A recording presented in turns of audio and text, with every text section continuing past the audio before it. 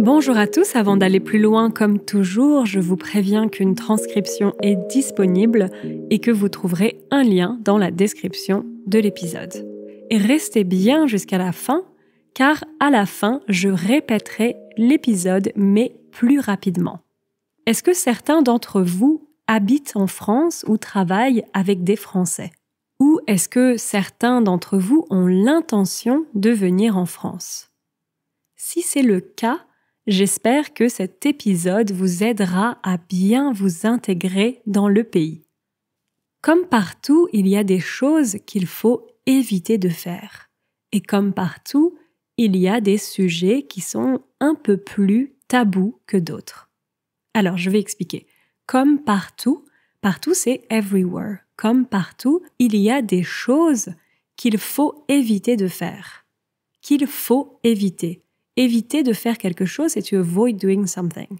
Il faut éviter, donc c'est un peu we must avoid. Il faut éviter. Comme partout, il y a des choses qu'il faut éviter de faire. Et comme partout, il y a des sujets qui sont un peu plus tabous que d'autres. Après, honnêtement, en France, j'ai l'impression qu'on peut parler de plein de sujets différents sans que ce soit un problème. Sans que ce soit un problème, attention, c'est du subjonctif. J'ai l'impression qu'on peut parler de plein de sujets différents sans que ce soit un problème. Au pire, ce sera l'occasion d'un petit débat à la française. C'est quoi au pire? Pire, ça veut dire worse. Donc quand on dit comme ça, au pire, ça veut dire in the worst case. Au pire. Au pire, ce sera l'occasion d'un petit débat à la française. À la française, c'est dans le sens de typiquement français. Un petit débat à la française. Mais il y a quand même quelques sujets qui peuvent être un peu tabous, surtout au travail. Il y a quand même. There is still. Il y a quand même quelques sujets qui peuvent être un peu tabous, surtout au travail. Au travail, donc at work, surtout au travail. Au travail, il peut déjà y avoir plusieurs tensions avec son boss, par exemple, ou encore avec ses collègues. Donc, ça peut être bien d'éviter d'empirer les choses en abordant des sujets qui fâchent. Alors, beaucoup de vocabulaire. Au travail, donc, il peut déjà y avoir plusieurs tensions avec son boss, par exemple, ou encore avec ses collègues. Donc, ça peut être bien d'éviter, donc éviter, j'ai expliqué, d'empirer. Pire, comme j'ai dit, c'était worse. Empirer, c'est le verbe. To make worse. Empirer. Donc, ça peut être bien d'éviter d'empirer les choses en abordant des sujets qui fâchent. Aborder un sujet, c'est to tackle a subject. Aborder un sujet. Ça peut être bien d'éviter d'empirer les choses en abordant des sujets qui fâchent. Qu'est-ce que c'est des sujets qui fâchent? Est-ce que vous avez déjà entendu ce verbe, fâcher? Fâcher, c'est la même chose que mettre en colère.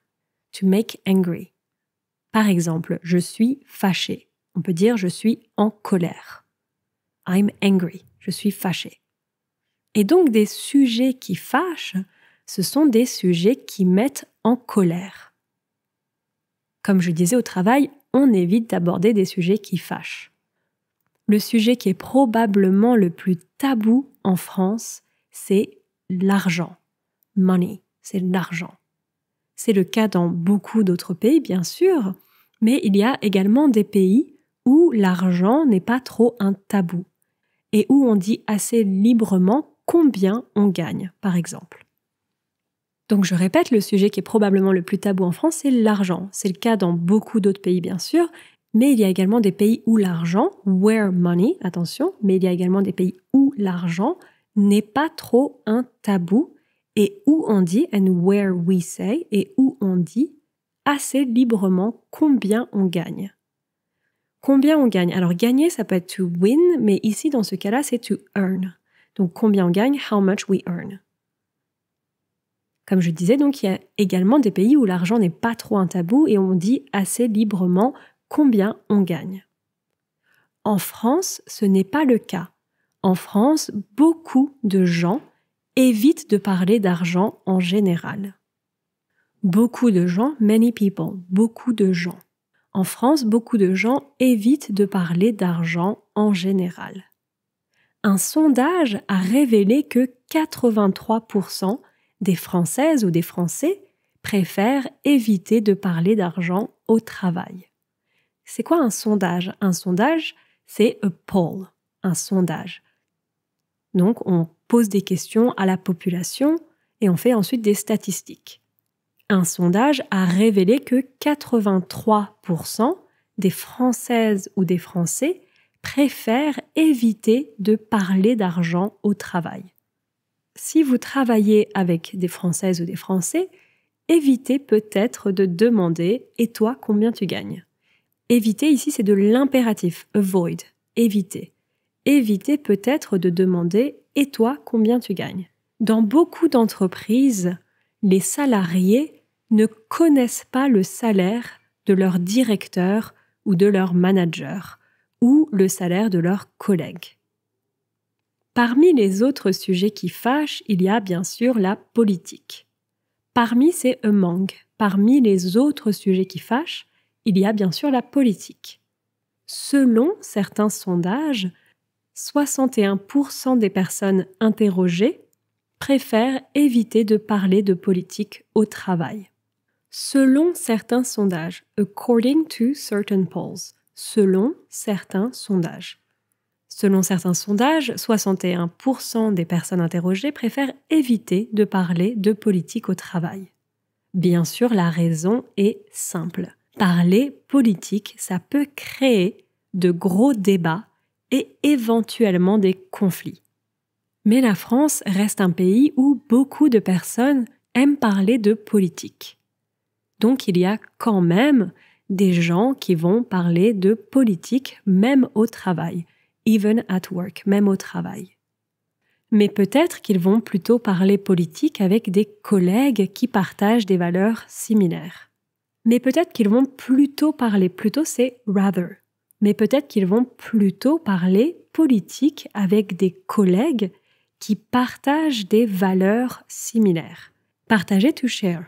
Donc la France reste un pays où beaucoup de personnes aiment parler de politique. Donc il y a quand même des gens qui vont parler de politique même au travail. Mais peut-être qu'ils vont plutôt parler politique avec des collègues qui partagent des valeurs similaires. Et au travail, et également en dehors du travail, on évite de demander aux autres pour qui ils ou elles ont voté. Alors en dehors du travail, c'est outside of work. Donc au travail et également en dehors du travail, on évite de demander aux autres pour qui ils ou elles ont voté. For who they voted. Pour qui ils ou elles ont voté. Donc par exemple, imaginons qu'il va bientôt y avoir des élections législatives ou des élections présidentielles par exemple. Généralement, on évite de demander « alors pour qui tu vas voter ?» Après, il y a quand même des personnes qui posent cette question, mais ils n'auront pas forcément une réponse.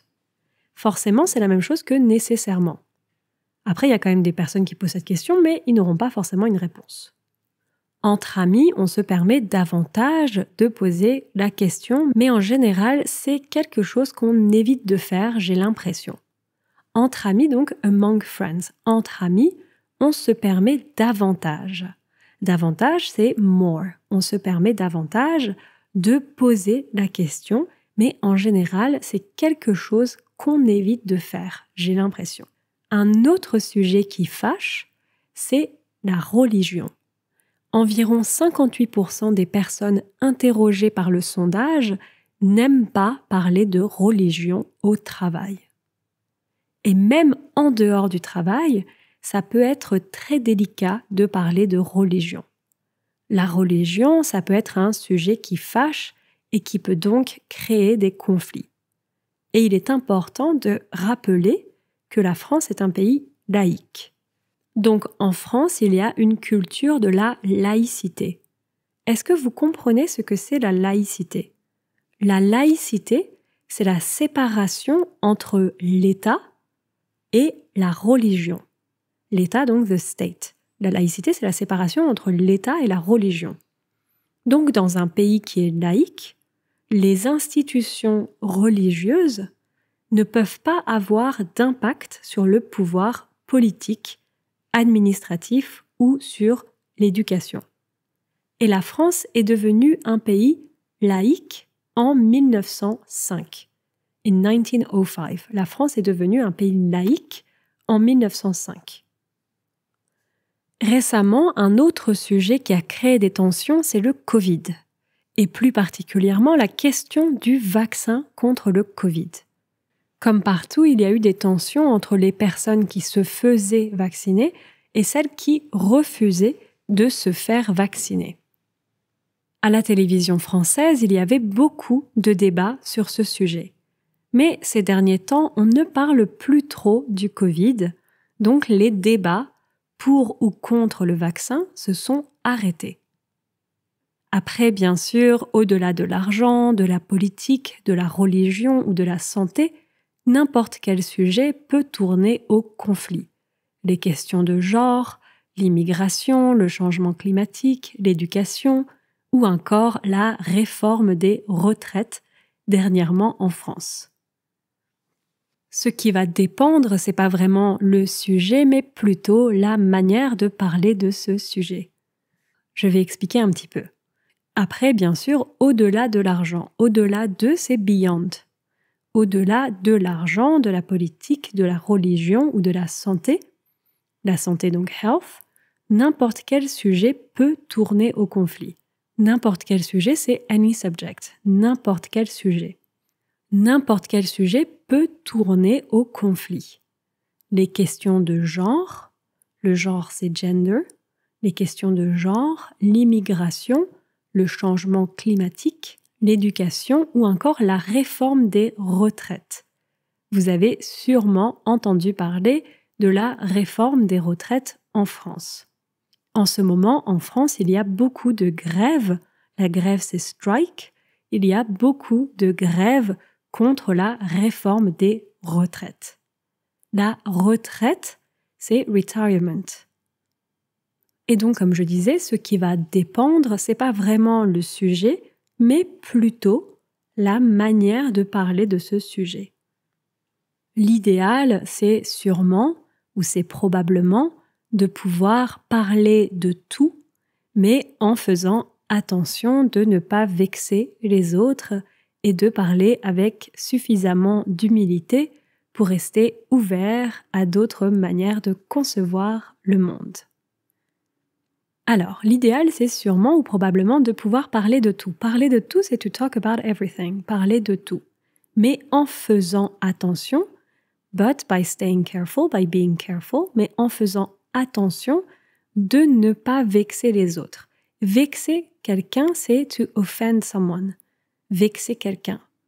Donc, mais en faisant attention de ne pas vexer les autres et de parler avec suffisamment d'humilité pour rester ouverte ou pour rester ouvert à d'autres manières de concevoir le monde. Mais je ne vous apprends rien, j'imagine. Voilà, si jamais ça vous intéresse, j'avais fait d'autres épisodes sur la société française, comme « Les Français consomment-ils beaucoup d'alcool ?» Qu'est-ce qui est mal poli en France ? La liberté d'expression en France ou encore les Français à la quête de sens au travail. Et c'est parti pour la version rapide de l'épisode. Donc au début de l'épisode, je vous ai demandé est-ce que certains d'entre vous habitent en France ou travaillent avec des Français ? Ou est-ce que certains d'entre vous ont l'intention de venir en France ?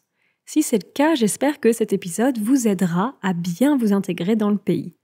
Comme partout, il y a des choses qu'il faut éviter de faire et comme partout, il y a des sujets qui sont un peu plus tabous que d'autres.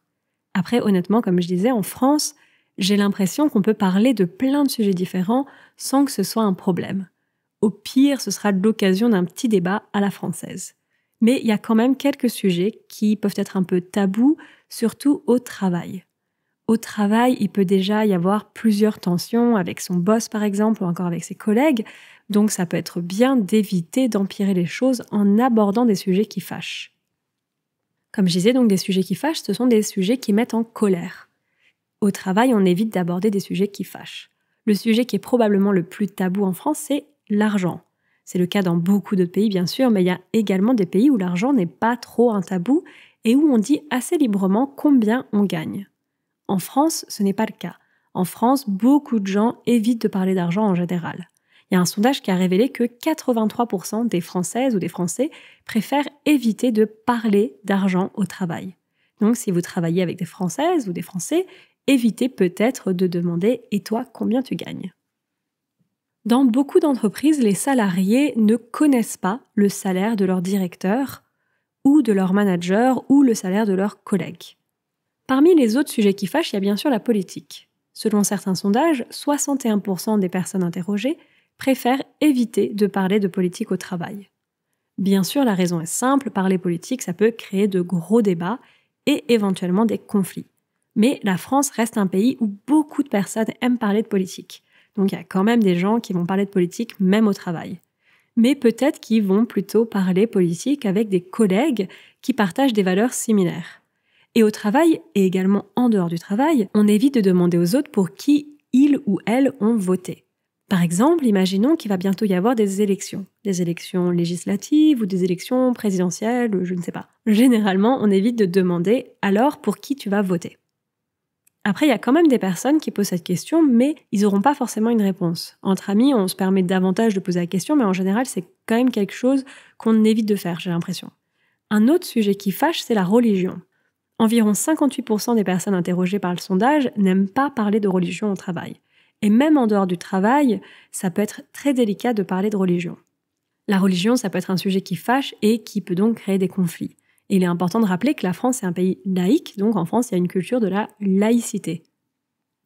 Comme je vous expliquais, la laïcité, c'est la séparation entre l'État et la religion.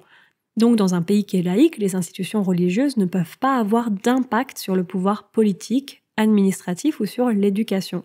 Et la France est devenue un pays laïque en 1905. Donc bien sûr, ça a eu beaucoup d'impact sur la société française. Récemment, il y a un autre sujet qui a créé des tensions, c'est le Covid, et plus particulièrement la question du vaccin contre le Covid. Comme partout, il y a eu des tensions entre les personnes qui se faisaient vacciner et celles qui refusaient de se faire vacciner. À la télévision française, il y avait beaucoup de débats sur ce sujet, mais ces derniers temps, on parle plus trop du vaccin, donc les débats pour ou contre le vaccin se sont arrêtés. Après, bien sûr, au-delà de l'argent, de la politique, de la religion, de la santé, n'importe quel sujet peut tourner au conflit. Les questions de genre, l'immigration, le changement climatique, l'éducation ou encore la fameuse réforme des retraites dernièrement en France. Ce qui va dépendre, c'est pas vraiment le sujet, mais plutôt la manière de parler de ce sujet. Comme je disais, l'idéal, c'est probablement de pouvoir parler de tout, mais en faisant attention de ne pas vexer les autres et de parler avec suffisamment d'humilité pour rester ouverte ou pour rester ouvert à d'autres manières de concevoir le monde. Voilà, et comme je vous disais, j'ai fait d'autres épisodes sur la société française. Donc vous avez un épisode sur est-ce que les Français consomment beaucoup d'alcool, qu'est-ce qui est mal poli en France, la liberté d'expression en France, ou encore les Français à la quête de sens au travail. Voilà, j'espère que ça vous a aidé, cette petite version rapide de l'épisode. Et je continue de parler rapidement, je vois, mais je vous dis à la prochaine. Ciao, ciao.